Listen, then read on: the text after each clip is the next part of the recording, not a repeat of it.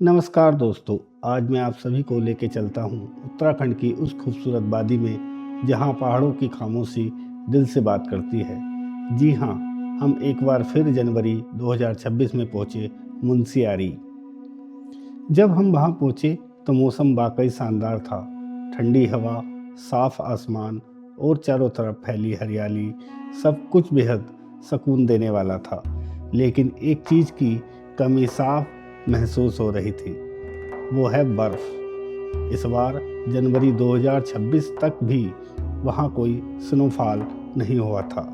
तो अगर आप सिर्फ बर्फ़ देखने के लिए मुनस्यारी जाने का प्लान बना रहे हैं तो शायद आपको अभी थोड़ा इंतज़ार करना होगा। लेकिन दोस्तों, यह सिर्फ ट्रैवल की बात नहीं है, यहाँ एक बड़ा संकेत भी है। उत्तराखंड में बर्फ़ का इतनी देर तक न गिरना एक तरह की पर्यावरणीय आपात स्थिति की ओर इशारा करता है। ग्लेशियर, नदियाँ और यहाँ का पूरा इकोसिस्टम बर्फ़ पर ही निर्भर करता है। जब समय पर स्नोफॉल नहीं होता है तो आने वाले महीनों में पानी की कमी, जंगलों में आग और मौसम का असंतुलन और भी बढ़ जाता है। यह हमें सोचने पर मजबूर करता है कि जलवायु परिवर्तन अब सिर्फ खबरों तक सीमित नहीं रहा, बल्कि हमारी आंखों के सामने पहाड़ों को भी बदल रहा है। मुनस्यारी पहुंचने के बाद हमने खलिया टॉप का ट्रैक शुरू किया और 0 पॉइंट तक पहुंचे।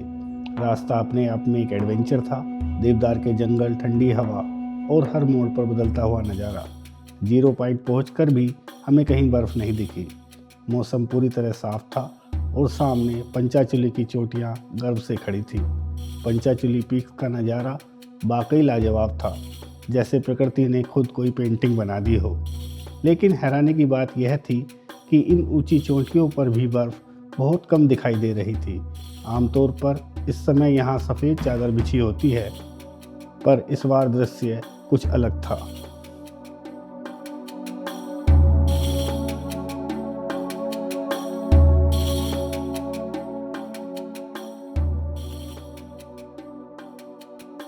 इसके बाद हम पहुंचे बर्दी फॉल्स। यह जगह पूरी तरह से एक अलग एहसास देती है।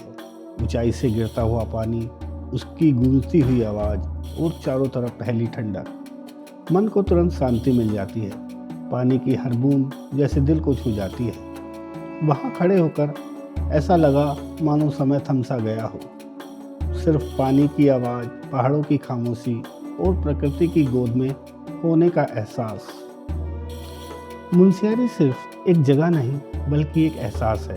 लेकिन आज यह एहसास हमें यह भी याद दिलाता है कि अगर हमने प्रकृति का ध्यान नहीं रखा तो आने वाले समय में शायद यहाँ की बर्फ़, ग्लेशियर और झरने सिर्फ तस्वीरों में ही रह जाएंगे।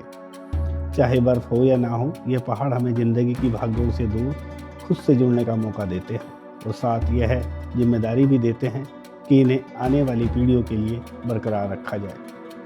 आपको ये वीडियो कैसी लगी हमें कमेंट में बताएं। चैनल को सब्सक्राइब करें और वीडियो शेयर करें। धन्यवाद।